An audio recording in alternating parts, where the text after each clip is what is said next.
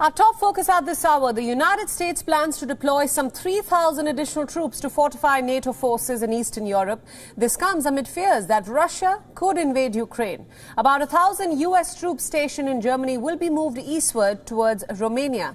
2,000 more will be deployed to Poland and Germany from the United States, reportedly from the Fort Bragg military base in North Carolina. Listen in.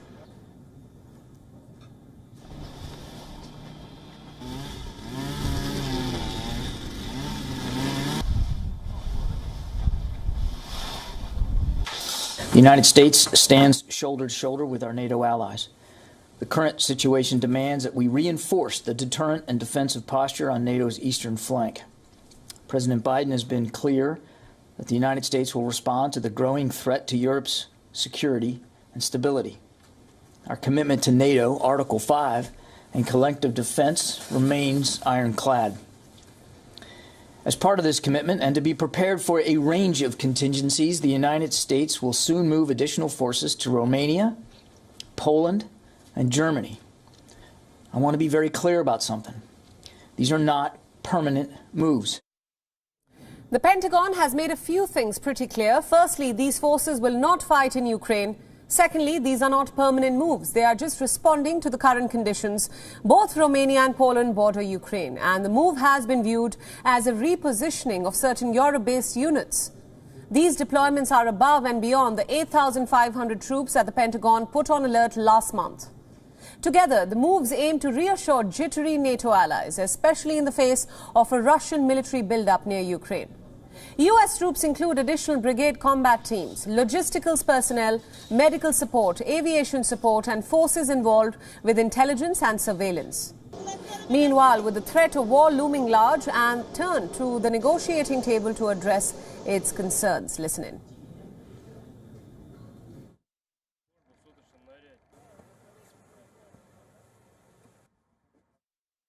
I want to reiterate, Ukraine calls on Russia to withdraw the troops it amassed near our border, bring them back to their bases, stop intimidating Ukraine and the wider Euro-Atlantic community, and address all issues at the negotiating table only.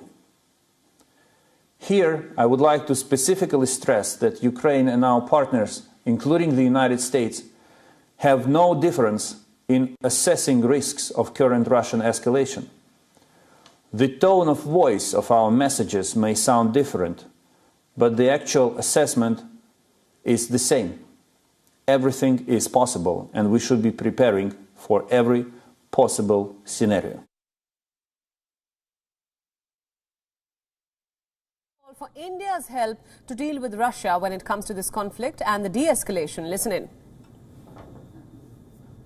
Ukraine is a friend and a partner of India, and India will find any attempt of Russia to solve the current crisis by military means or to continue destabilizing Ukraine from inside unacceptable.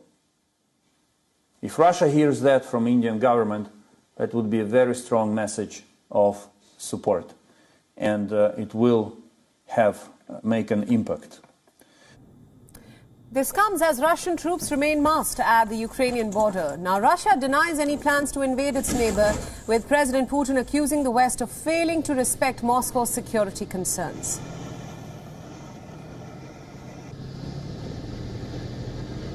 Now, for more on the recent crisis and the updates on the same, our correspondent Susan Tehrani now joins us live on this broadcast from New York. Susan, thanks so much for joining us.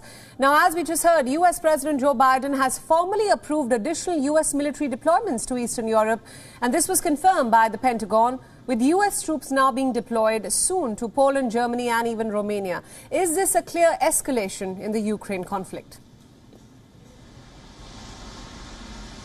So according to John Kirby, the Pentagon spokesman, because the United States at this point has no intention of sending troops into Ukraine, and Kirby made it clear that because Ukraine is not a NATO member state, ultimately the United States will not be sending troops into Ukraine. This is to assure NATO allies that the United States does indeed have their backs, and that's the reason that the United States is sending these troops to these European European countries, and also for quote-unquote to Russia to take NATO seriously.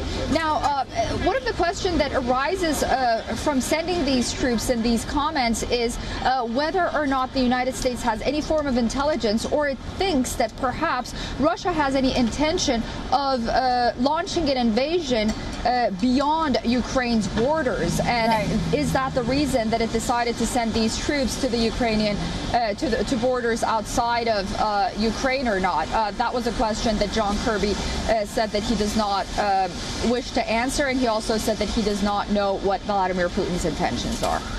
Right, Susan, just analyzing the Pentagon briefing that we showed our viewers just a few hours ago.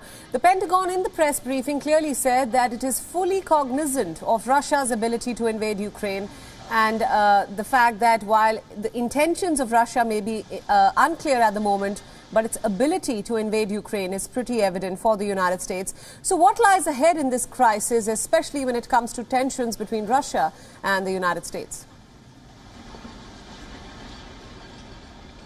Several folds to that. Again, once we saw these troop buildups and this authorization by America's Commander-in-Chief Joe Biden on deployment of troops to Eastern Europe, the 3,000 troops. This is in addition to that 8,500 troops that are on standby here in the United States. On the other hand, we heard from Russian President Vladimir Putin during a press conference earlier that he's open to dialogue. Another recent development was a leaked document by El País, a European outlet that basically outlines America's response to Russia's demands. And in that response, you see that America is willing to negotiate on some aspects with Russia, not on its principal demands to not let Ukraine into NATO or stop providing Ukraine with weapons, but on other issues like arms control and perhaps troop deployment around Ukraine and Eastern European states. So that might be a positive development. But I think another aspect that everyone is watching is an important date, and that would be around February 20th. That is the end of the Winter Olympics in Beijing, and that might be a time where Americans are wondering whether or not Vladimir Putin will make his final decision on whether to invade Ukraine or not, because if he hadn't before that, it might have been because he doesn't want to overshadow the Winter Olympics and Xi Jinping's spotlight, if you may. Absolutely. Susan Teherani, thanks so much for all those inputs, and thanks for joining us from New York at this hour. WION World is One is now available in your country. Download the app now and get all the news updates on the move.